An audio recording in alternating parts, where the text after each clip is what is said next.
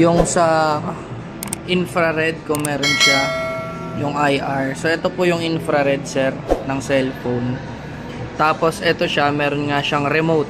Ayan, smart remote. So capable kang mag-remote ng mga appliances. TV, aircon, set-top box, camera, ayan, DVD player, projector. Sa TV sir, ito. Sa TV, capable ka pong magpili ng mga TV na pwede mong i-access o gamitan ng remote. So may mga TV dyan, yung mga Sony, LG, ayan. Check natin yun sa letter L. Ayan. Ayan, Lenovo, LG. Hindi lang siya bastang cellphone sir. So capable ka sa kanya mag-access ng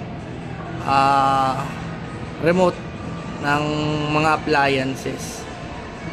So ayan.